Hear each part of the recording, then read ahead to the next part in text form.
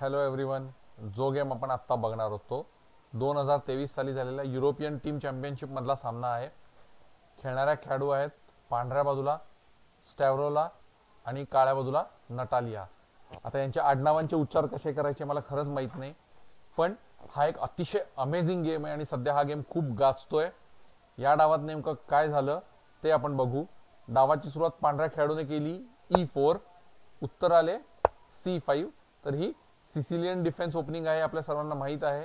ज्यानंतर knight F3, knight C6, D4, C takes D4, knight takes D4, knight F6, knight C3, E5, knight B2 D5, D6, knight D5.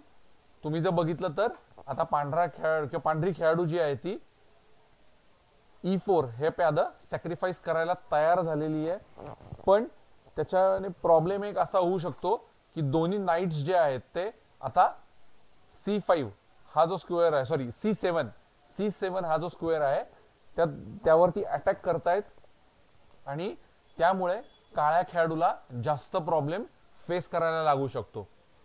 हे लक्षात घेऊनच काळ्या खेळाडूने खेळलेली चाल होती नाईट टेक्स D5. तिने प्यादाचा पाठलाग केला नाही किंवा प्यादा मिळते म्हणून मारलं नाही.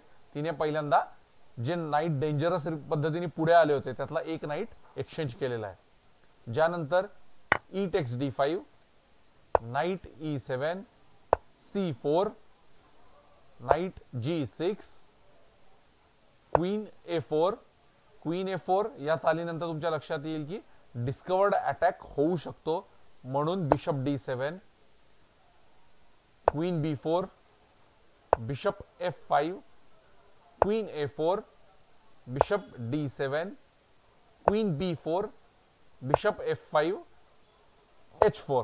आणि तिसऱ्या वेळी पण जर चाल रिपीट झाली असेल तर हा गेम जो आहे तो ड्रॉ झाला असता, पण तसे न होऊ देता पांढऱ्या खेळाडूने H4 ही चाल खेळलेली आहे. ज्यानंतर H5, काळ्या खेळाडूने देखील H4 प्यादा जास्त पुढे येऊ नये याची काळजी घेतलेली आहे. आणि आपल्याला सर्वांना माहित आहे की पूर्वी H4 ही चाल फार कमी खेळली जायची, कारण युजुअली किंग साइड कॅस्लिंग हे जास्त होतं.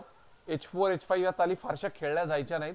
पण चेस इंजिन्स जी आली, स्पेशली अल्फा झिरो जे चेस इंजिन आलं, त्या अल्फा झिरो चेस इंजिननी पांढऱ्या खेळाडूकडून H4 H5 चाली ज्या आहेत त्या खेळायला सुरुवात केली आणि आता आपल्याला या गेम्स मध्ये दिसून येत आहेत. So which is an clear indication की आत्ताचे जे खेळाडू आहेत ते अतिशय चांगल्या पद्धतीने चेस इंजिनवर प्रिपेअर करतायत. तर या परिस्थितीमध्ये आता पुढची चाल होती बिशप G5. काळ्या क्वीनवर अटॅक आहे म्हणून queen B8, bishop E2, A6, night C3, queen C7, G3,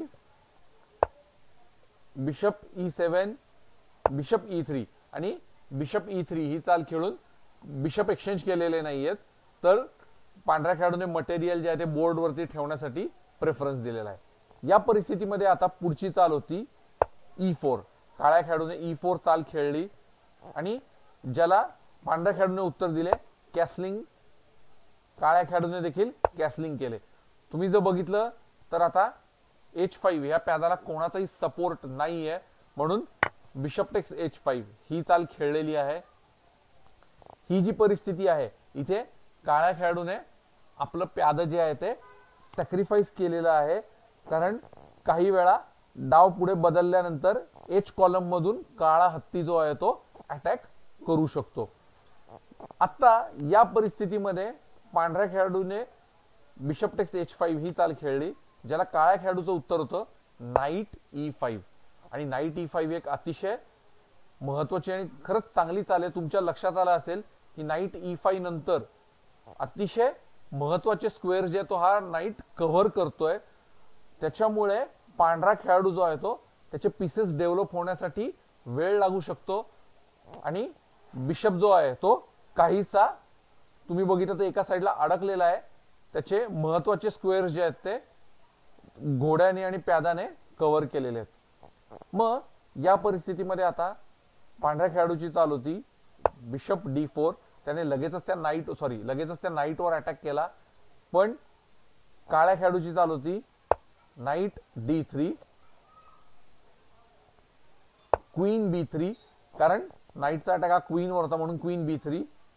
यानंतर बिशप टेक्स H4.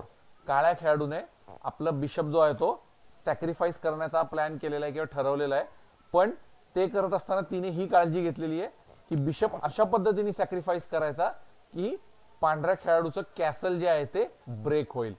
आता या परिस्थितीमध्ये पांढऱ्या खेळाडूकडे दोन ऑप्शन आहेत, एक तर बिशप ऍक्सेप्ट करायचा किंवा नाही करायचा, पण तिने तो बिशप ऍक्सेप्ट केला. जी टेक्स H4. ज्यानंतर क्वीन E7. क्वीन देखील आता H4 प्यादावर अटॅक करते आणि तुम्ही जर बघितलं तर क्वीन एकदा H4 वर जर आली तर H कॉलम कव्हर होतोय, बिशप जो आहे तो डायगोनल कव्हर होतोय. सो काळ्या खेळाडूकडे ओपन किंग वर अटॅक करण्यासाठी काहीही अटॅक प्लॅन होऊ शकतो. या परिस्थितीमध्ये आता पांढऱ्या खेळाडूची चाल होती नाईट E2, कारण तिने तुम्ही जर बघितलं तर नाईट जो आहे तो G3 स्क्वेअर वरून राजाला कव्हर करायचा असा प्लॅन केलेला आहे. आता पुढची चाल होती क्वीन टेक्स H4, जे मी म्हणालो की H कॉलम कव्हर झालेला आहे, बिशपचा डायगोनल कव्हर झालेला आहे. सो पांढऱ्या राजावरती काहीतरी अटॅक होऊ शकतो.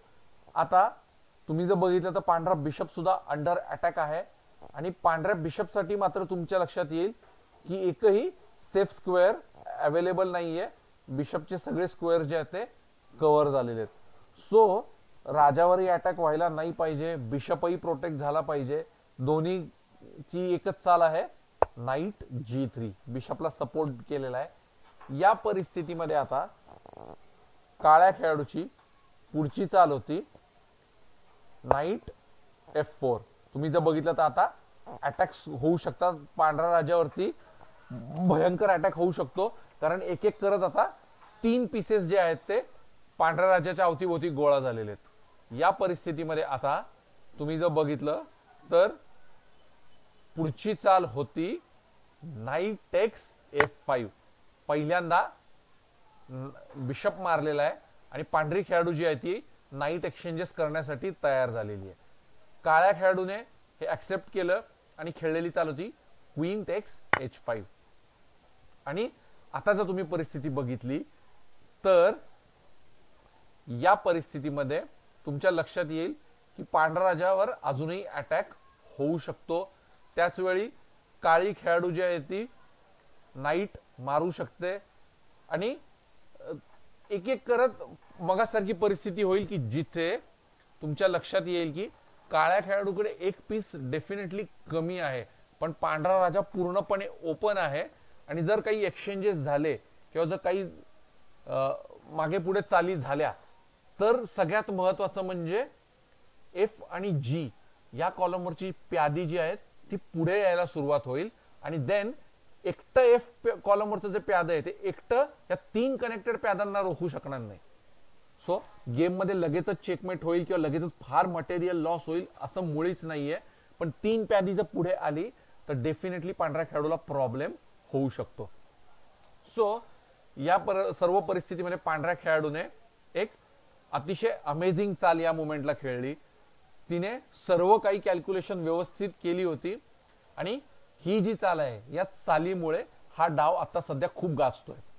तर ही चाल तुमच्या लक्षात आली असेलच, नसेल आली तर या परिस्थितीमध्ये लक्षात ठेवा की पांढऱ्या खेळाडूने खेळलेली चाल होती क्वीन G3 आणि ही एक सुपर चाल होती. तुम्ही जर बघितलं तर आता काळ्या राजावरती किंवा राजाच्या समोरच्या G7 प्यादावरती ट्रिपल अटॅक झालेला आहे.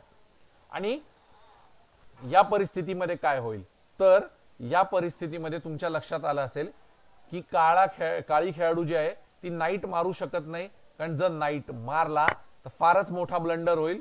हा एका चालीमध्ये चेकमेट आहे, त्यामुळे हे तर पॉसिबल नाही. मग समजा क्वीन G3 या चालीनंतर नाईट न मारता लेट से प्याद पुढे घेतलं.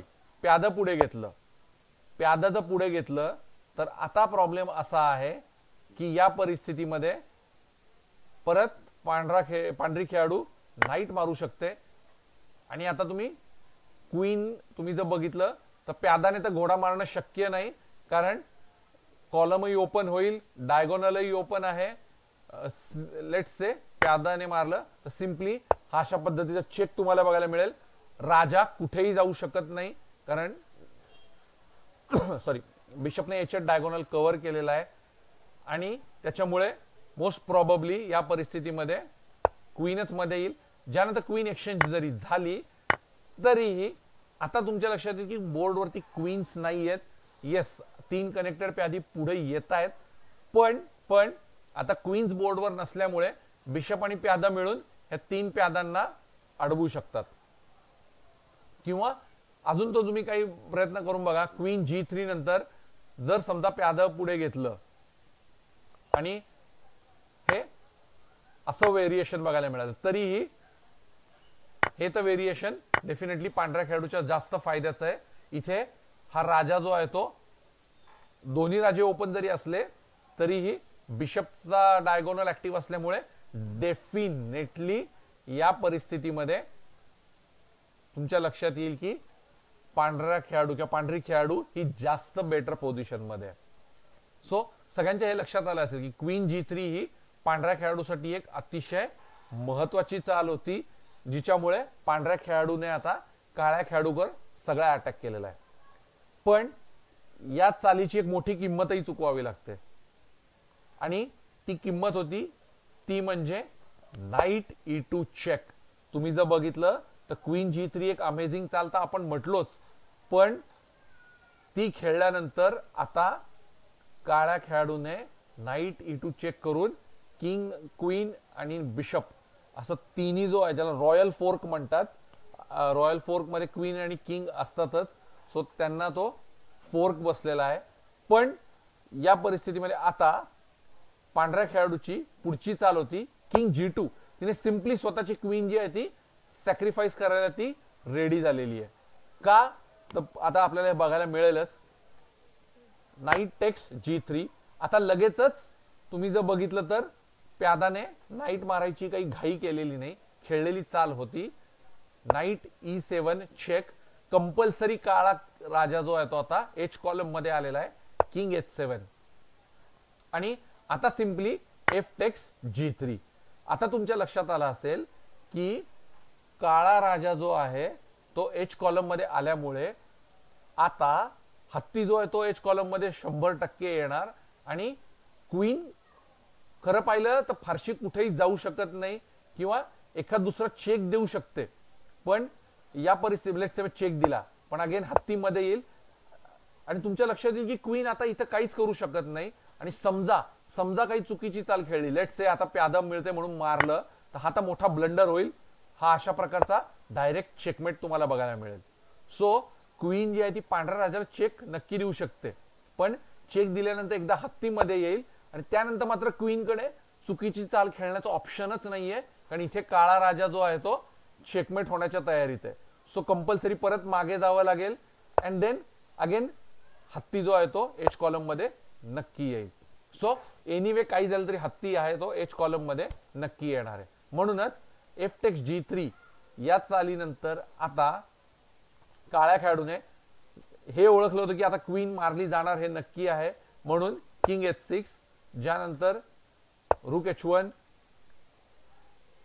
Queen takes H1 check, rook takes H1 check, king G5, bishop takes G7, ज्याला काळ्या खेळाडूने उत्तर दिले रूक F2 E8, ज्याला पांढऱ्या खेळाडूचं उत्तर होतं रूक F1. आणि एक सिंपल चाल आहे, जर हत्तीने नाईट मारला तर हा सिंपल असा चेक आपल्याला बघायला मिळेल जो हत्ती मारेल आणि हत्ती मारला गेल्यानंतर डेफिनेटली व्हाईट प्लेयर चांगल्या जास्त पोझिशन मध्ये असेल कारण एक बिशप एक्स्ट्रा असेल. सो हे पॉसिबल नव्हतं, म्हणून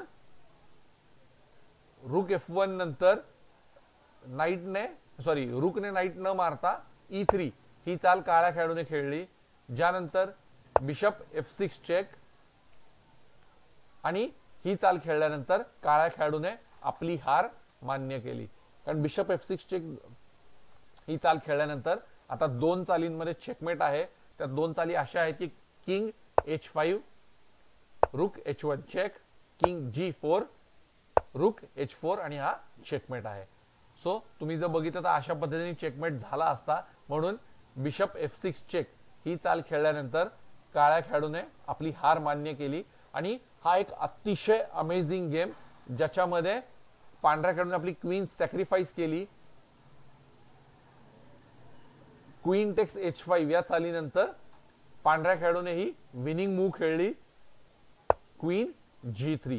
या क्वीन G3 चालीमुळे काळ्या राजावरती सगळीकडून अटॅक्स ओपन झाले आणि ते अटॅक ओपन झाल्यामुळे कंपल्सरी काळ्या खेळाडूला आपला नाईट जो आहे तो E2 वर येऊन चेक द्यावा लागला आणि तो नाईट E2 वर येऊन चेक दिल्यामुळे तुमच्या लक्षात येईल की जरी पांढऱ्या खेळाडूची क्वीन मारली गेली असली तरी मटेरियल जे आहे ते जास्त असल्यामुळे या परिस्थितीमध्ये पांढऱ्या खेळाडूने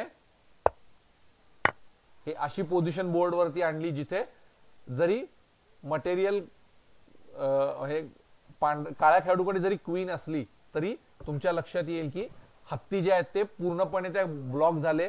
त्या गेम मध्ये ते हत्ती आलेच नाहीत. त्याच्यामुळे दिसायला बोर्डवरती 3 पीस असले तरी व्हर्च्युअली विचार केला तर बिशप नाईट आणि 2 रुक्स वर्सेस क्वीन असा हा गेम झाला जिथे मटेरियल डेफिनेटली पांढऱ्या खेळाडूकडे जास्त होतं आणि तिने हा गेम जिंकलेला आहे. तर आय होप तुम्हाला हा अमेझिंग गेम आवडला असेल तर जरूर शेअर करा. मी अजूनही चांगले चांगले गेम्स घेऊन परत येईन. धन्यवाद.